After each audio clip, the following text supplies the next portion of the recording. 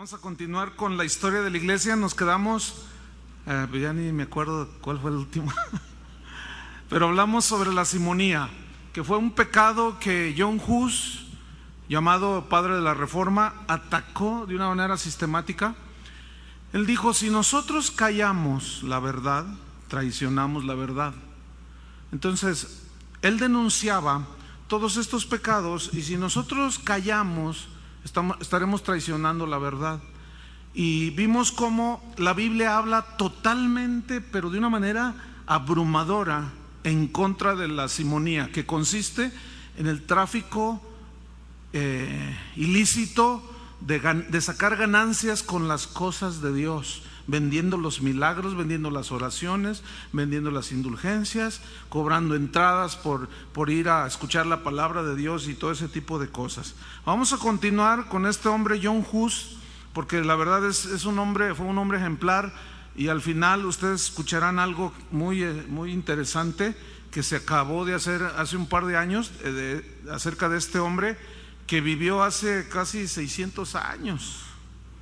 Entonces, en 1405 dice la historia que surgió un rumor, él vivía en Praga, surgió un rumor de que en un templo por ahí de la ciudad había sucedido un supuesto milagro, que durante la Eucaristía, cuando un sacerdote estaba oficiando, según eso, el pan y el vino se convirtieron en la carne y la sangre literal. Entonces tenían un pedazo de carne que dijeron que se había hecho el pan. Entonces el arzobispo de Praga, de apellido Sibek, envió a 3 sacerdotes para constatar el milagro. Pero entre esos 3, ¿quién creen que iba? John Hus. Entonces ellos llegan, investigan, y el resultado es que todo había sido un invento. Todo había sido inventado por un sacerdote que necesitaba dinero para reconstruir la iglesia donde él ministraba, porque se había quemado. Y Hus se enfrentó en contra de este sacerdote y otros que lo estaban apoyando, porque ellos tenían en frascos algunas cosas que se miraban ahí. La gente iba a adorar esas reliquias, y ellos decían que allí guardaban en frascos, entre uno de ellos estaba el prepucio de Jesús. En otro pomito estaba sangre de Cristo, en un pomito. Entonces la gente iba y adoraba aquello. En otro pomito había, así literal, porque así dice la historia, dice que tenían pelos de la barba de Jesús. Pero algo también así muy desagradable, según ellos tenían en estos frascos leche de los senos de la Virgen María. Todo lo tenían en exposición para que la gente llegara y así ellos obtuvieran dinero. Esa era una manera muy astuta de sacarle dinero a la gente. Entonces, ¿qué sucede? John Hus comienza una campaña, pero más pues acelerada, más contundente, en contra de semejantes herejías. Él dijo lo siguiente, fíjense.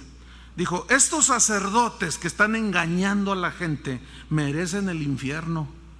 Dijo palabras fuertes. Dice: son parásitos, fornicarios, avaros. Y así les dijo: son cerdos engordados. Les dijo fuerte. John Hus privó de ganancias deshonestas a la iglesia católica de aquel tiempo, ridiculizándolas y exponiendo bíblicamente que era un pecado lo que se estaba haciendo. Y yo quiero leerles en Hechos 19, en el versículo 23, dice que hubo en aquel tiempo un disturbio no pequeño acerca del camino, porque un platero llamado Demetrio, que hacía de plata templecillos de Diana, daba no poca ganancia a los artífices, a los cuales, reunidos con los obreros del mismo oficio, dijo: varones, sabéis que de este oficio obtenemos nuestra riqueza. O sea, hacían idolitos. Pero veis y oís que este Pablo, no solamente en Éfeso, sino en casi toda Asia, ha apartado a muchas gentes con persuasión, diciendo que no son dioses los que se hacen con las manos. ¿Y a poco no? ¿Verdad? 27. Y no solamente hay peligro de que nuestro negocio venga a desacreditarse. Qué increíble, ¿no?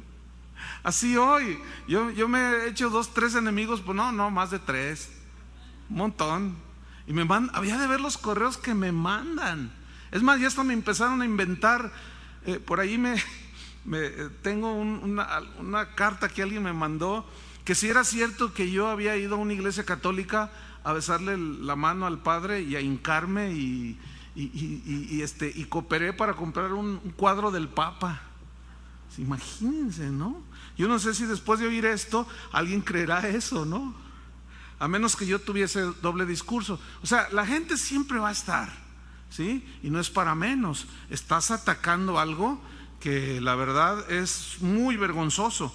Entonces en el 27 dice: no solamente hay peligro de que nuestro negocio venga a desacreditarse, sino también que el templo de la gran diosa Diana sea estimado en nada y comience a ser destruida la majestad de aquella a quien venera toda Asia y el mundo entero. Cuando oyeron estas cosas se llenaron de ira y gritaron diciendo: grande es Diana de los Efesios. Y dice en el 34: pero cuando le conocieron que era judío, o sea, Alejandro, uno que llegó allí a predicarles, todos a una voz gritaron casi por 2 horas.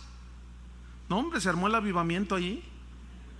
Por 2 horas gritando: grande es Diana de los Efesios, grande es. Imagínate, no, se armó. Y después les pusieron una paliza a los discípulos, porque hablaron en contra de toda esa farsa de explotar la fe de la gente.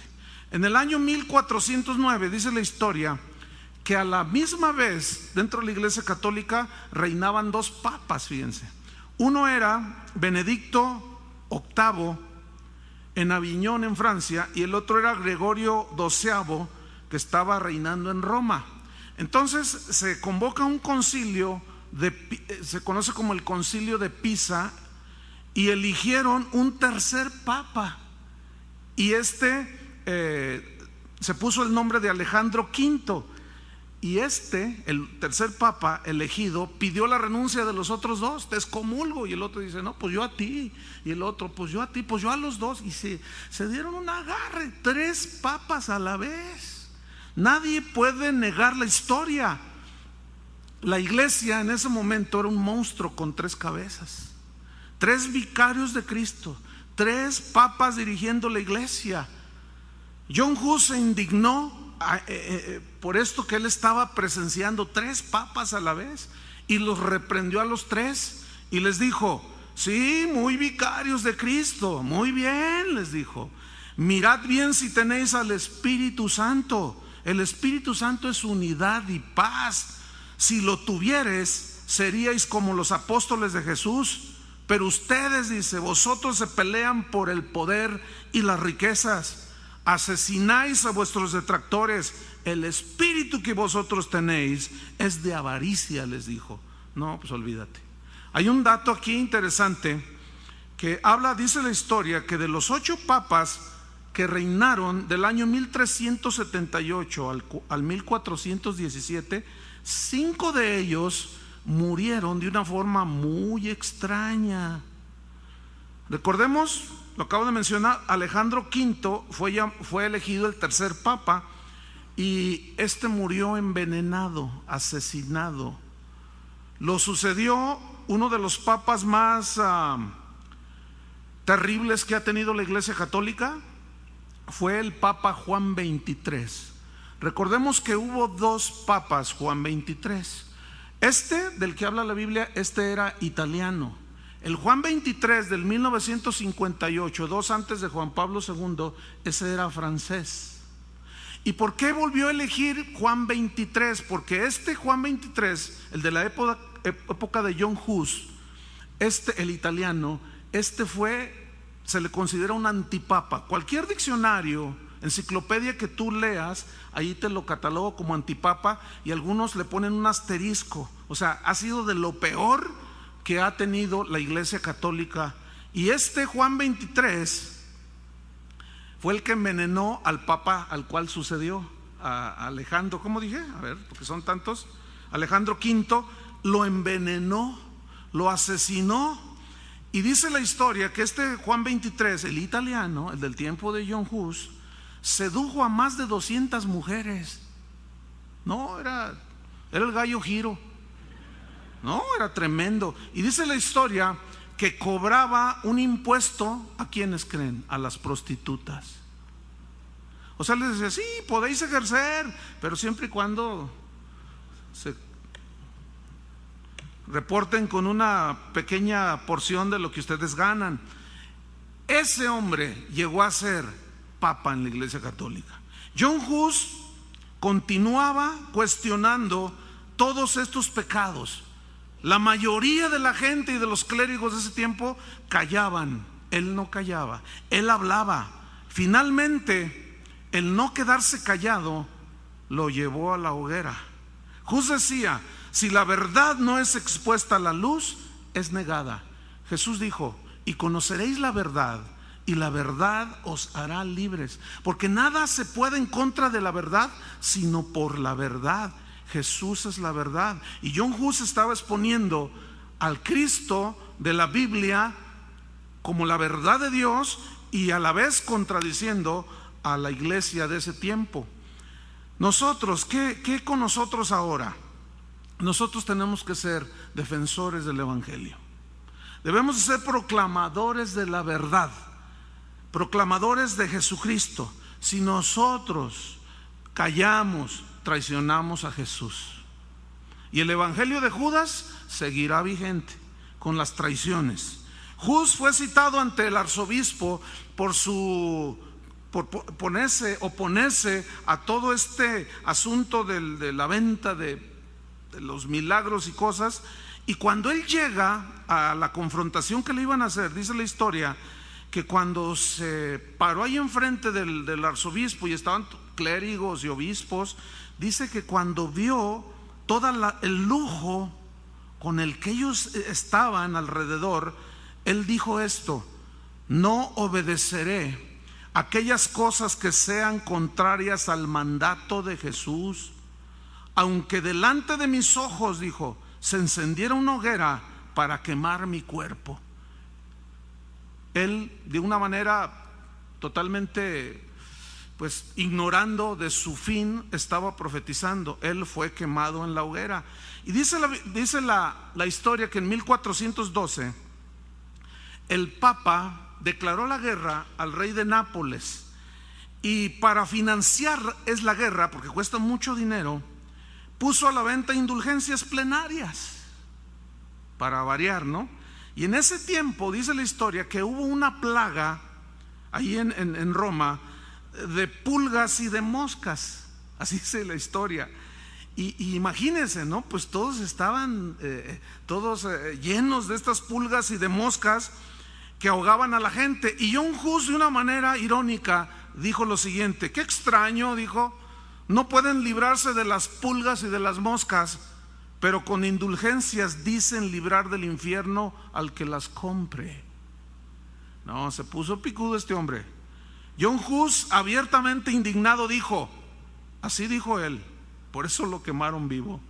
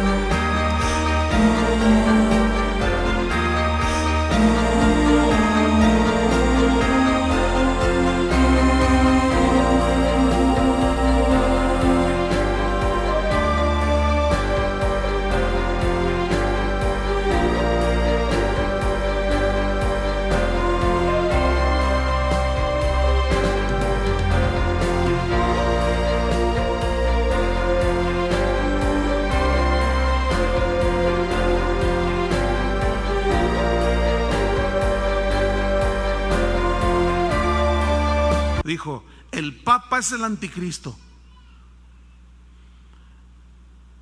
O sea, Juan 23. El hombre de pecado, él es el líder del ejército del demonio. No, se puso vicario de Lucifer, le dijo. Y lo que viene a continuación suena fuerte, pero eso lo dijo. Dijo, es un simple idiota y un ídolo más horrible que un leño pintado. No, pues por eso lo quemaron. ¿Te imaginas? ¿Qué hombre iba a aguantar semejantes calificativos? Bueno, dice la historia que en el 413 John Hus fue excomulgado. Pues no era para menos, ¿no?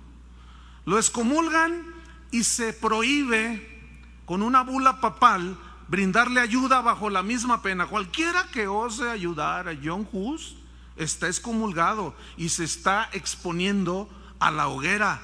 Pero cuando John Hus recibe esa excomunión, él dijo, yo apelaré a Dios, Él es mi juez. Y dice la historia que por orden del Papa, John Hus en ese entonces, después de haber sido excomulgado, fue encarcelado y lo llevaron a una isla pequeña llamada Constanza, allí en Alemania, donde lo metieron a una celda que estaba llena de ratas, de aguas negras, y se enfermó, se puso muy mal. Y él ahí, a pesar de que estaba en una situación tan adversa, dice la historia que allí él preparó una tesis en defensa, en su propia defensa, y esa tesis tenía 20 páginas. Y él contestó, esto era una contestación a 20 acusaciones falsas que hacían en contra de John Hus. Y él les dijo, si se hallaran errores en mis creencias, dijo él, y alguien me las muestra con la Biblia, esos son principios que nunca debemos de dejar nosotros. Si nos demuestran con la Biblia, dijo John Hus, yo me arrepiento de inmediato. Y fíjese qué cosa, nadie pudo demostrarle nada, era obvio. No había un argumento bíblico que contradijera, al contrario, mientras abrían la Biblia mejor la cerraban, porque decían, no, este hombre se me es que está quedando corto. Mientras John Hus se consumía en la cárcel, dice la historia, los clérigos, escúchelo, fíjese bien lo que va a escuchar, ponga atención. Mientras él era juzgado y era acusado, mientras él estaba en la cárcel, los clérigos que convocaron a este concilio, que iban a juzgar a John Hus, la pasaban en grande, dice la historia. Era una ciudad, Constanza, muy pequeña, pero llegaron más de 5,000 personas, entre ellos cientos de sacerdotes, obispos y el pueblo, gente en general que llegó, y era un bullicio. Y dice la historia que mientras estaban en un lugar que era muy grande, allí deliberando de qué iban a hacer con John Hus, dice la historia que afuera del lugar donde ellos estaban había 1,500 prostitutas ofreciendo los servicios cuando se terminaba cada reunión. Es como si ahorita ya al final hay 100 prostitutas ofreciendo sus servicios. Y los clérigos se daban vuelo con todo eso. Escuchen bien, yo sé que esto suena muy fuerte, pero contra la historia nadie la puede negar. Usted métase, lea, estudie y se va a dar cuenta de cosas que yo he omitido porque son muy vergonzosas. Pues en ese mismo concilio, dice la historia, se descubrió que había un complot contra Juan 23. Finalmente, ese complot que hubo, porque era un papa malo, era un pervertido, tuvo éxito ese complot y lo destronaron y lo metieron a la cárcel. 3 años lo encerraron al papa. Y vinieron nuevos jueces para seguir el juicio a John Hus, y este fue trasladado a un castillo que era muy difícil escapar de allí. Y dice la historia que enfermo, débil, agotado, sucio, mal alimentado, desnutrido, soportó con mucha valentía, con mucho valor, lo que él estaba sufriendo. Pero fíjense qué cosas, fíjense la calidad de hombre que era. estaba preocupado. Él tenía una preocupación. ¿Saben cuál era la preocupación que tenía John Hus? A pesar de que estaba débil, agotado, hambriento, su preocupación era cómo iba a pagar el dinero que le habían prestado para hacer el viaje a ese enfrentamiento que le iban a hacer, porque no tenía dinero y alguien le prestó y él estaba preocupado. ¿Cómo le voy a hacer, Señor, para pagar? Era tan íntegro el tipo que estaba preocupado. ¿Cómo voy a pagar? Y como usted comprenderá, de esos hay aquí un montón, ¿verdad que sí? Digo, algo nos enseñan estos hombres, por algo dejaron huella. Entonces fíjese, finalmente John Hus fue enjuiciado y condenado. El 6 de julio de 1415, un obispo leyó la sentencia. Ponte de pie, John Hus, le dijo. John Hus, incorregible hereje, discípulo obstinado de Wycliffe, eres despojado de tu investidura sacerdotal, eres condenado a ser quemado en la hoguera, le dijo el obispo que leyó la sentencia. Y cuando John Hus, dice la historia, entendió que su hora había llegado, de rodillas oró. Y fíjate la oración: Señor Jesús, te imploro, perdona a mis enemigos por tu gran misericordia. Esos sí eran cristianos. Dice la historia que lo escarnecieron, lo humillaron. Dice que le cortaron su cabello. Él tenía el pelo largo. Dice que le cortaron su cabello en 4 secciones. O sea, se veía todo trasquilado el pobre, ¿no? Le pusieron una corona de papel que tenía una inscripción y un dibujo. Tenía un dibujo de 3 demonios que se llevaban su alma ahí en la corona de papel, y había una inscripción que decía: esto, no sino esto es un hereje. Los cardenales, dice la historia, exclamaron al unísono: entregamos tu alma al diablo, John Hus, le dijeron. Y John Hus respondió: pero yo entrego mi alma a Jesucristo. Hasta el final se mantuvo. ¿Qué hubieras hecho tú? Ay, yo soy compadre del jefe de la policía, dile que me venga y me saque. No, estos estaban hechos de otro material. La multitud, dice la historia, guardaba silencio y acompañaron en una procesión rumbo a la hoguera a John Hus. John Hus, dice la historia, que los miraba y sonreía. Qué impresionante. Y oraba. Dice la historia que lo desnudaron, lo ataron a la hoguera. Alguien se acercó y le dijo al oído: John Hus, retráctate, si tú te retractas te perdonan la vida.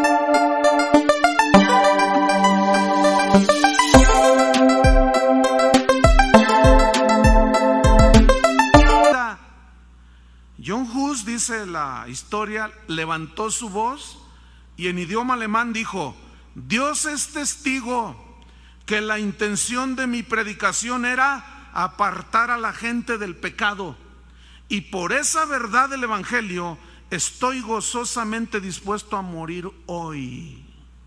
Wow. Mientras las llamas se envolvían a John Hus, se le escuchó cantar una melodía que decía: Cristo, Hijo del Dios viviente, ten misericordia de mí.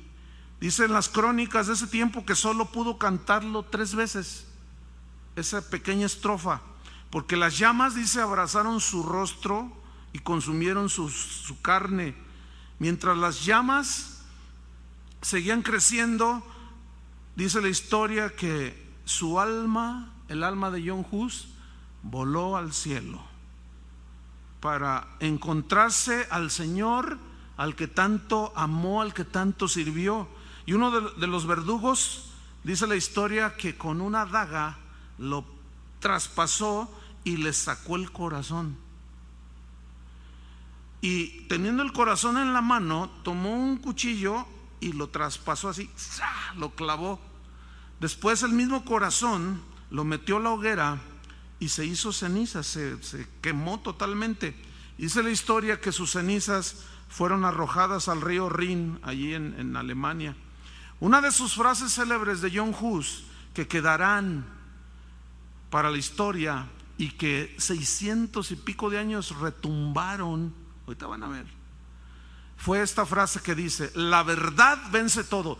Todos los sermones, las predicaciones que él hablaba a la gente que lo escuchaba, al final terminaba: la verdad vence todo, decía.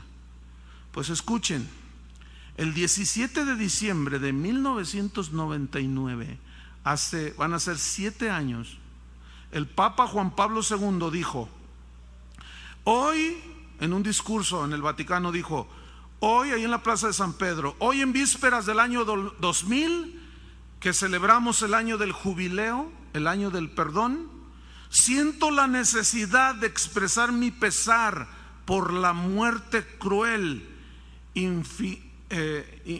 dada a John Hus, dijo el Papa Juan Pablo II. Su valentía, esa valentía que Hus demostró ante la muerte y la adversidad, merece ser considerada por los eruditos católicos como tema de diálogo. Esto yo lo tomé del diario de ese entonces. ¿Qué más dijo el Papa Juan Pablo II? Dijo: la justicia, no, esto ya no lo dijo él. Voy a repetir lo que dijo.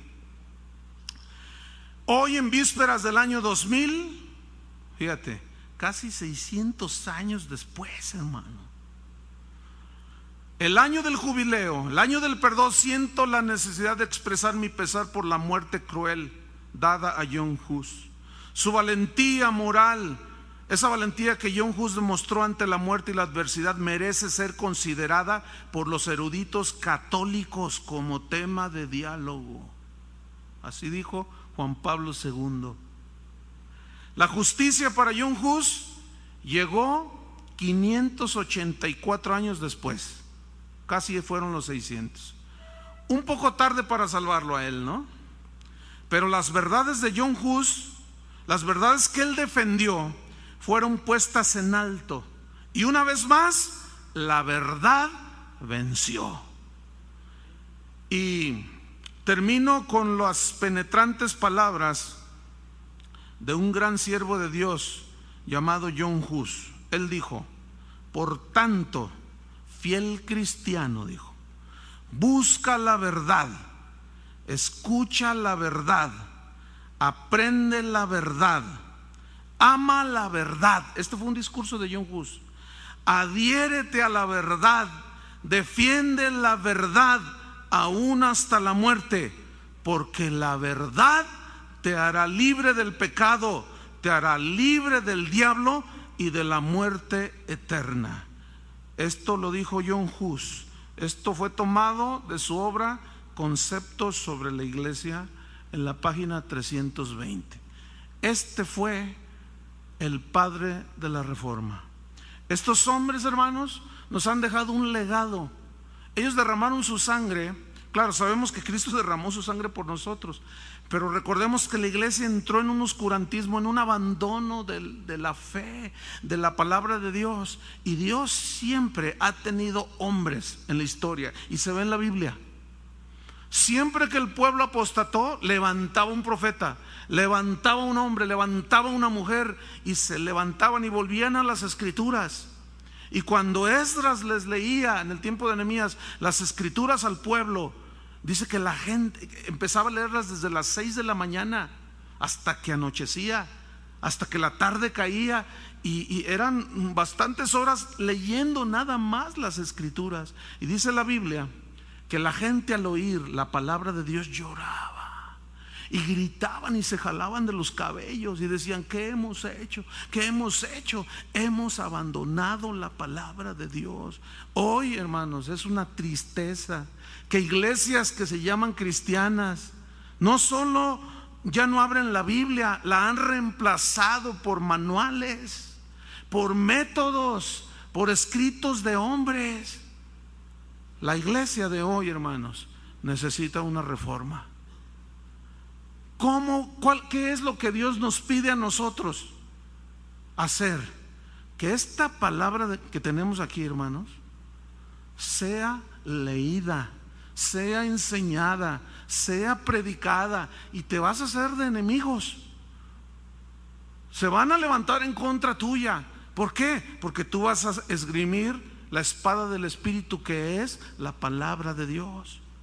Y solamente con la pura lectura de la palabra de Dios ya estarás dando y cortando un montón de cosas que han corrompido a la iglesia. Hermanos, yo creo que estamos entrando en un tiempo muy especial. Yo entiendo, tengo la convicción de que hay mucha gente alrededor del mundo que está en este sentir, en este espíritu. A mí, yo tengo una carga muy fuerte y me da mucho ánimo el ver que los estudiantes de la escuela bíblica, que están con muchas ganas, han ido por muchas poblaciones, por muchos pueblos, por muchos lugares, y han esgrimido la palabra de Dios. Hace poco fueron los adolescentes, todos los jovencitos fueron, no sé cuántos iban, pero fueron no sé cuántos camiones iban llenos, entre esos iba mi hija. Entonces, ¿qué sucedió? Fueron a poblaciones acá en la sierra de Michoacán donde los amenazaron de muerte: si no se van, los matamos. Y ellos dijeron: pues, ¿qué hacemos? Pues nos mandaron a predicar y vamos a predicar.